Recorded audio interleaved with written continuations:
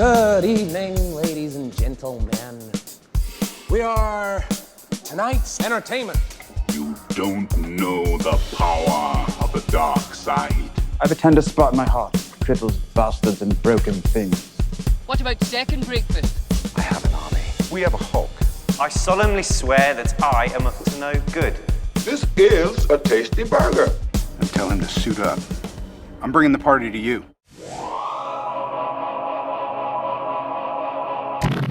Hello, everyone, and welcome back to the Film Optix podcast. My name is Christian, and as always, I'm joined by Devin. How are you doing today, buddy? Happy Monday.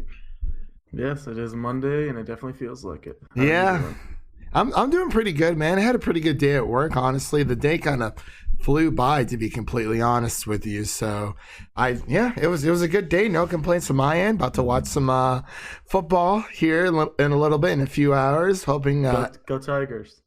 Oh, go what? No, dude. No. It's LSU. I'm rooting for LSU. Well, you see, the thing is, they're both the Tigers. Oh, yeah, that's true. So which Tigers? But I'm also pro LSU. Are you pro Twinsburg Tigers?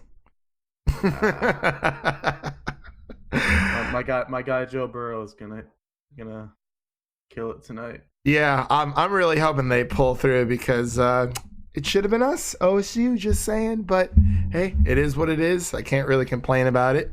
But anyway, before we begin today's podcast. Wow, I'm all over the place today, but that's all right. By the way, speaking of football, I'm a lifelong Titans fan. Always have been, always will be. Have you really? They beat my two most hated teams in the past 2 weeks. Ravens, yeah, Ravens and the Pats. I don't know what they're going to do against Kansas, man. It's going to be crazy. Can you imagine if the Titans went to the Super Bowl winning? That would be crazy. My city's going to set on fire. It's oh my gosh. It's not already on fire. Yeah, that's very true. Yeah, there's a truck that was on fire. I was just passing by. I'm going to Walmart, getting some cleaning supplies, and I looked to my left. There's just a truck on fire in a Cracker Barrel parking lot, and I was like, cool, whatever. I mean, I drove in, and I was like, okay, you guys know that there is a truck that's on fire. And they're like, yeah, we know the fire department's on their way. I was like, okay, I'm just making sure because people were just walking in as if nothing was happening whatsoever. But I'm glad that nobody was hurt, so that's good. But yeah, so today we're actually going to be talking about the Oscar nominations. They dropped this morning. And before we get into that, I want to let you guys know that you can listen to our podcast on Apple Podcasts, Google Play, Spotify, Stitcher, and Anchor as well. And you can also follow us on Twitter and Instagram, all at Film Optix. Optix is spelled Optix. So yeah, man, let's just dive right in. The Oscars, they're live not this Sunday, live on Sunday, February 9th. And today they dropped a really big bomb, quite literally. I think film Twitter is on fire, to be completely honest with you. Yep, all day. All day. It is. I don't know what to say about this, man. I mean, there's a lot of good that's coming from these nominations, and there's a lot of not so good. A few things I would change personally, but let's just get into it, and we'll kind of just go down the list here. We won't go through every single category, of course, just the main ones that people are mainly interested in, and if there's any other categories that we feel that we need to address later on, then we'll just go through that for everyone there. So let's just start with the big kahuna, the beginning. Best Picture, man. This is a stats category. I was like, oh my gosh. Not 9 choices. 9 choices. How is the Academy going to choose between 9 movies? It's going to be insane. Why not just make it an even 10? Honestly, yeah, I don't know why they didn't. It's like, okay, you had 8, and it's like, you know what?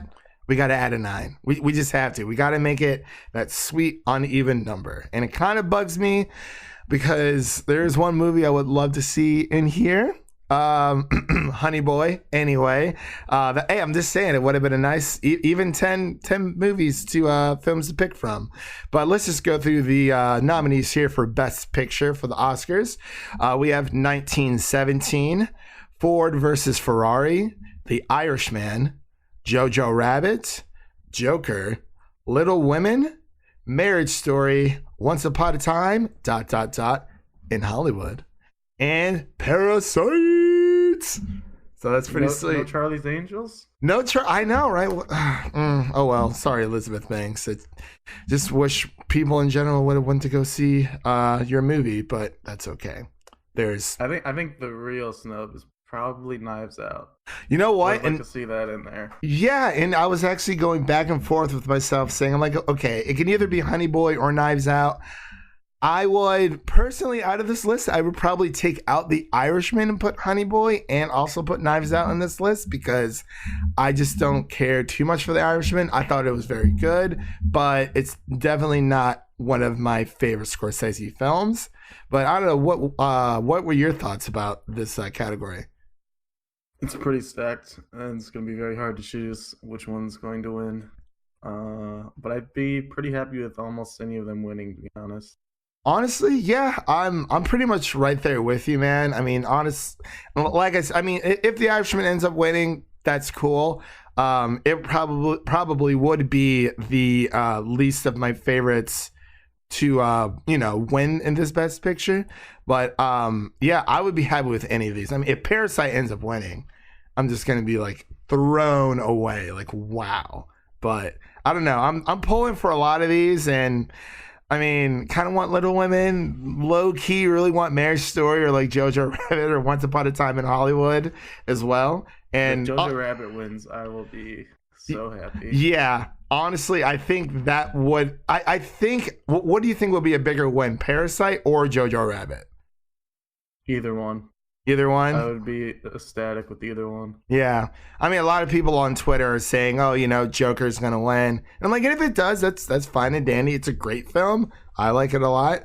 I don't understand the flack that it's getting, because everyone was praising this movie back in October, and now everyone's like, oh, it's just like a carbon copy of Taxi Driver, which is fine. But like at the same time, people need to realize that like films influence films all the time, just how games influence other games, books, media in general influences other media. Music, like older music, before our time, influences the artists today. So it's like, does it really matter? Honestly, like, I mean, it's a good movie, and that's all. If you don't like it, that's to each from their own. That's totally fine. If you don't like it, it's whatever. But hey, it is what it is.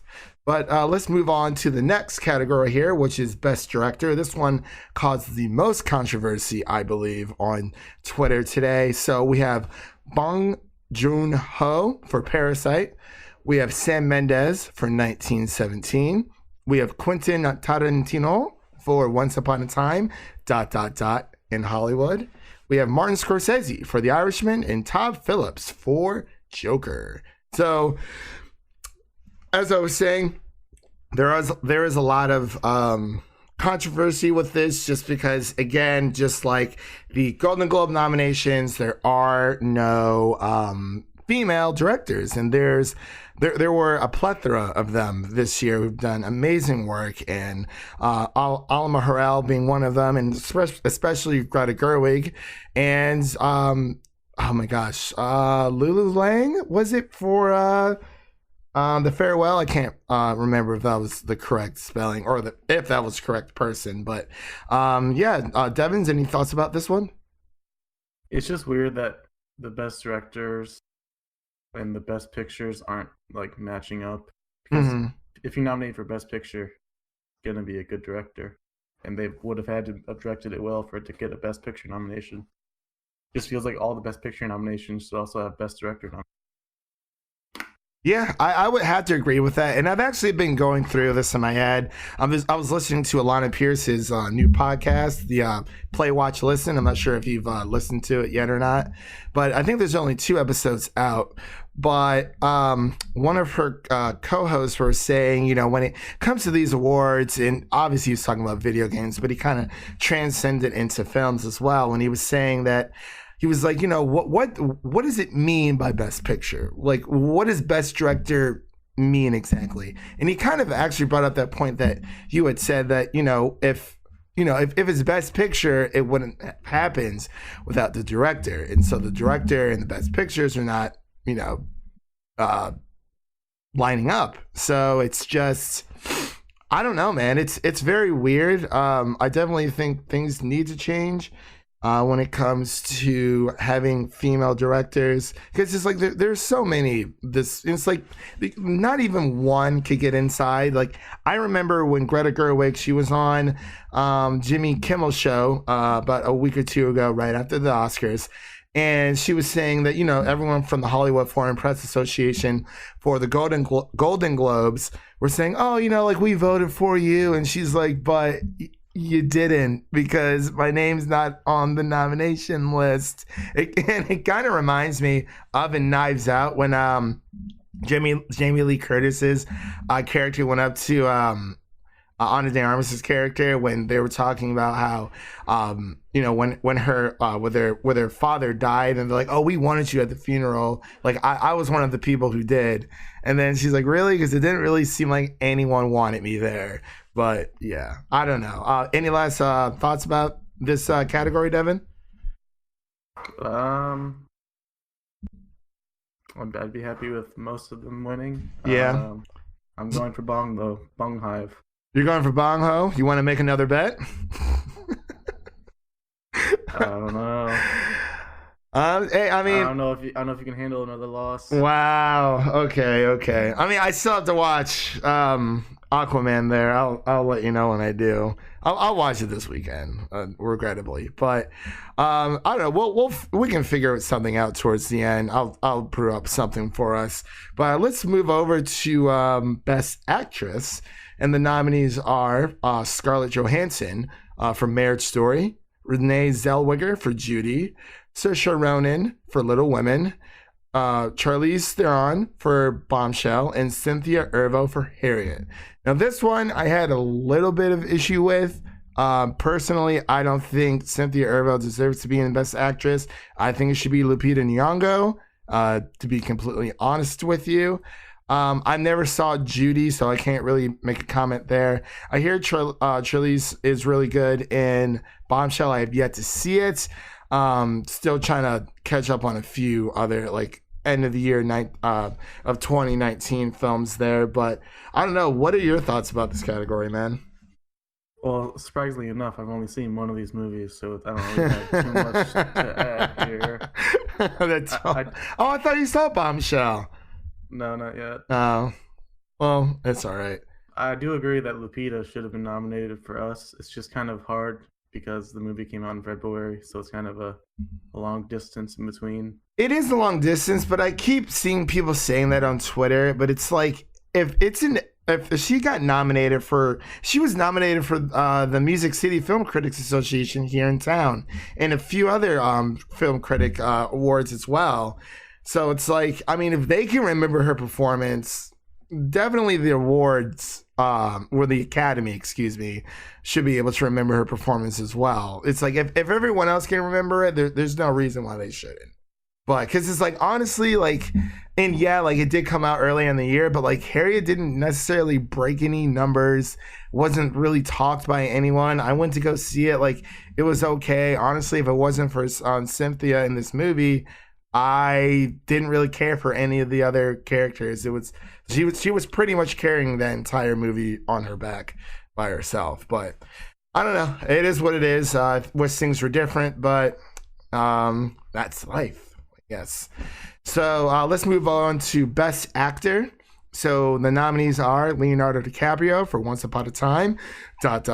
in Hollywood. We have Adam Driver for Marriage Story. We have Joaquin Phoenix for Joker, and we have Antonio Banderas for Pain and Glory, and Jonathan Pryce for The Two Popes. So I was actually kind of surprised by a few. I've never seen Pain and Glory yet, and I haven't seen The Two Popes yet, but who do you think is going to take it home, Devin? It has to be Joaquin. I said it for the Golden Globes. I'm saying it again. It has to be. What if Adam Driver wins? Yeah, it's just not going to happen. It's just not gonna happen. Oh man. Yeah. And as much as I want Leo to win this, I don't think that he will. Just because, I mean, Yes, like Leo's a phenomenal actor. We all know this, but obviously with Once Upon a Time in Hollywood, with the dynamic between him and Cliff, but obviously Cliff was more of the favorite of that movie. Then you have Adam Driver and Joaquin. I haven't seen Pain and Glory. I heard Antonio Banderas is great in that, but this is something I haven't seen yet. Haven't watched The Two Popes yet either, but I would have to agree. I think it's going to be between The Driver and The Phoenix, to be completely honest. But like I said, Marriage Story didn't really win anything during, the Golden Globes, but that was kind of like, I mean, they won a few things. I mean, Laura Dern won, but, it wasn't even put in for, my gosh, there was a few things. Even Noah Baumbach wasn't even, for director. He wasn't even nominated for the Oscars and, in our podcast here. So it's, I don't know, man. It's weird stuff. But I'm going to, like, as much as I want Adam Driver to win, I feel like it's going to be Joaquin Phoenix, and I'm totally fine with that because he did a great job. Yeah, even with all the complaints people have about Joker nowadays, like it's so crazy, isn't it? Like it's just out of nowhere. I understand 11 is a lot of nominations, but for this one specifically, you have to respect Joaquin and what he did with that performance. You can just tell all his peers respect it, and they can just tell how much he put into it. Yeah, and usually when not to discredit anyone else, but when Joaquin gets into a role, he really, he really finds himself, and I don't know. Do you wish anyone else is in here besides, anyone from Two Popes, or, if you were to swap out one nomination, who would it be for? I was thinking Knives Out. Taron Egerton, definitely. Yeah. Oh my gosh, I almost forgot about that. Yeah, nowhere to be found, by the way. And I was like, okay, something's really messed up here because you have freaking Rami Malek who just lip syncs the entire time, and he gets all these Oscars and all these awards last year, and then Taron sings his ass off. Excuse me, pardon my French, but it's like in a better movie. Yeah, and in a way better movie. And it's like, this is Elton John. It's Queen. We all love Queen, but it's, I don't know. That was a big snub. I wish he would have been in this. I probably would have taken out Jonathan Pryce and put in Taron for that, because he's just getting snubbed, and he needs that recognition. But anyway, let's move on to supporting actress. So we have Lauren Dern for Marriage Story, Margot Robbie for Bombshell, Kathy Bates for Richard Jewell, Florence Pugh for Little Women, and Scarlett Johansson for Jojo Rabbit. So, wow, this is actually pretty stacked. Again, I haven't seen Bombshell. I'm assuming you haven't seen Richard Jewell. No at all. On it either. I don't plan on it either, buddy. Trust me, and not at all. Right now, I'm going for Florence Pugh all the way. I know you haven't seen Little Women yet, but I am full frontal. I'm very excited. Full frontal. Whoa. Wow. Calm down, buddy. I'm just salting now. But anyway, you get my point. I'm all for her. I would say Scarlett Johansson would be my second choice, and then Margot Robbie. Lauren Dern did a great job. Again, I feel like there are a few other supporting actresses that would have done a little bit better, aka the grandmother in The Farewell. I probably would have taken her out for Kathy Bates, to be completely honest, but that's just me. I don't know. What about you?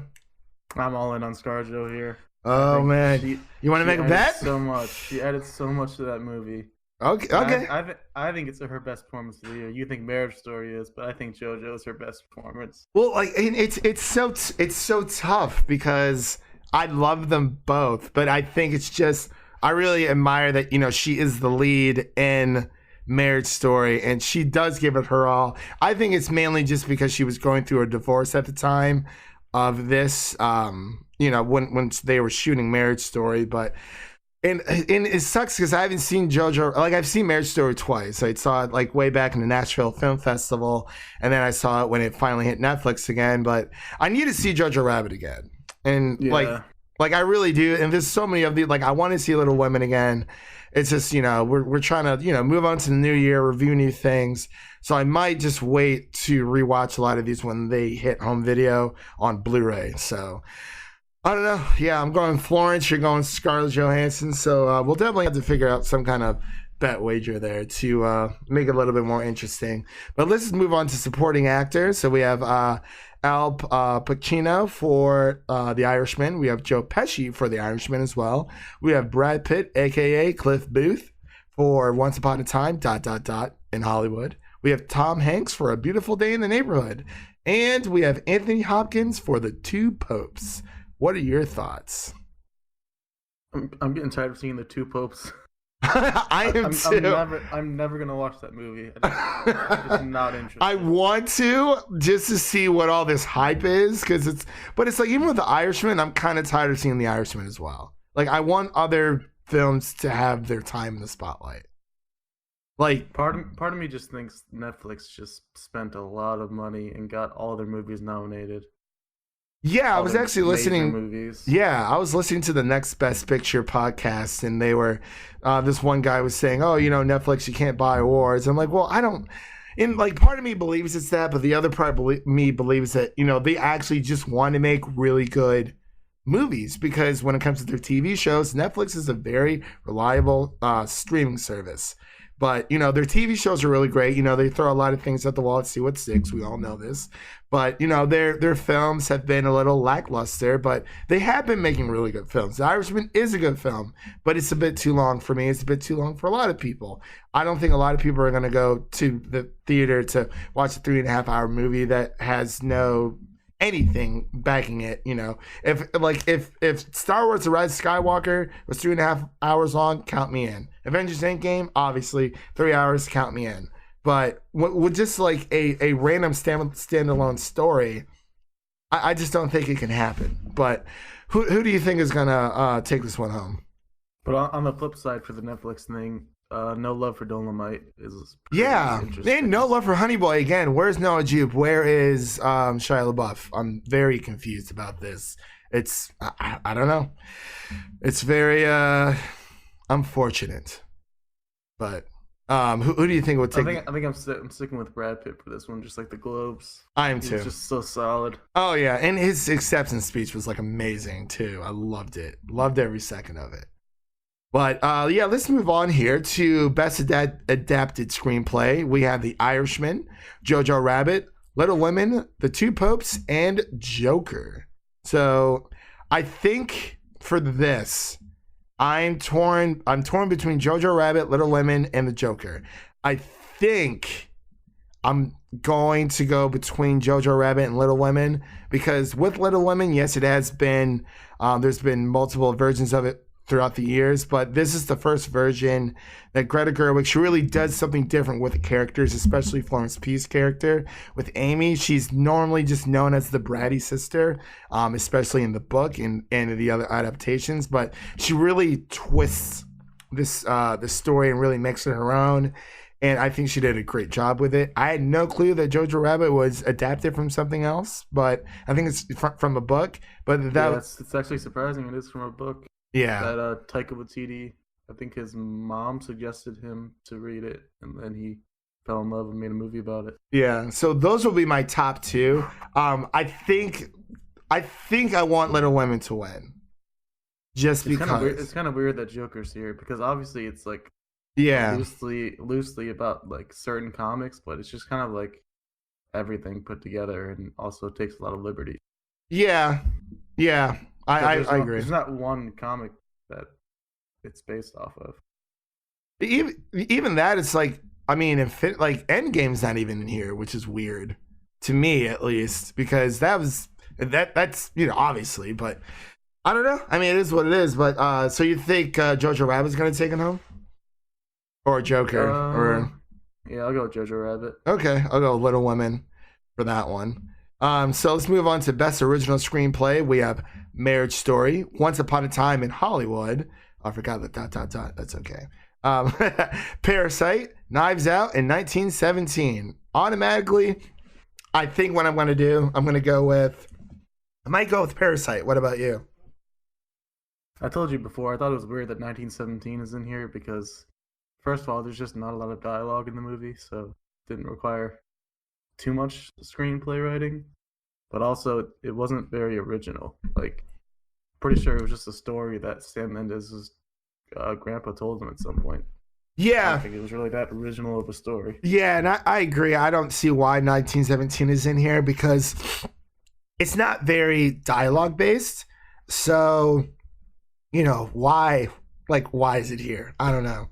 But I think I really want Parasite to win. But I have a feeling Once Upon a Time in Hollywood's gonna win.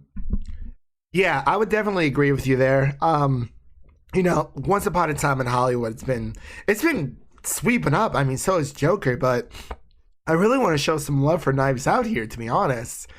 All right, so let's move on to our. I think this is going to be the last nominate or category that we go over, and if there's anything else we want to touch on, we can do that. So this last one we're going to go over is going to be best cinematography, and that's going to include, 1917, Once Upon a Time, ...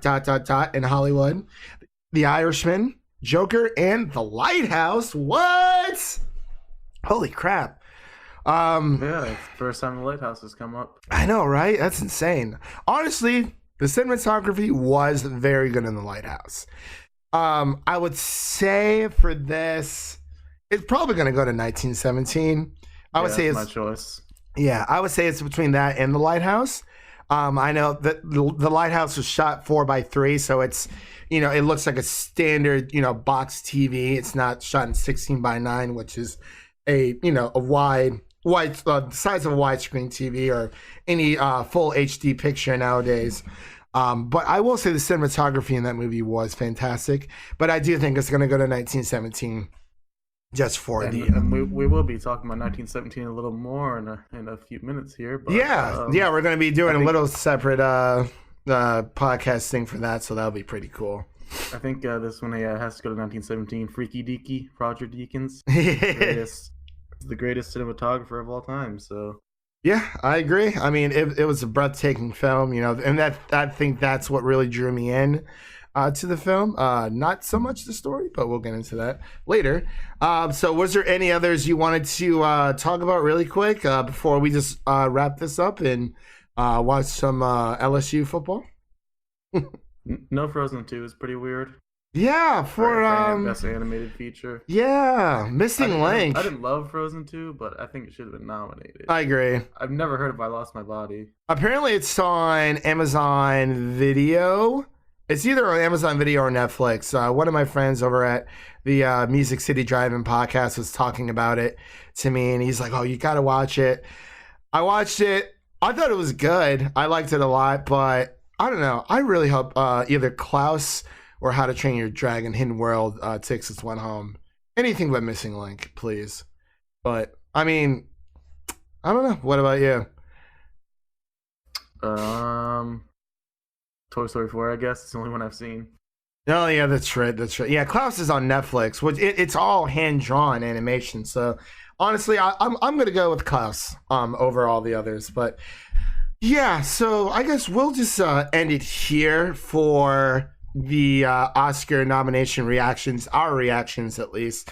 There are a few other, obviously, other categories here, but we got to go watch some football, and we still have to review our 1917 review for you guys. So we're going to do that really quick. So thank you, everyone, for listening. Again, you can listen to this podcast on Apple Podcasts, Spotify, Google Play, Stitcher, and Anchor. That was Christian. My name is Devin. You can also find us on Twitter and Instagram at Film Optix. Optix is spelled Optix.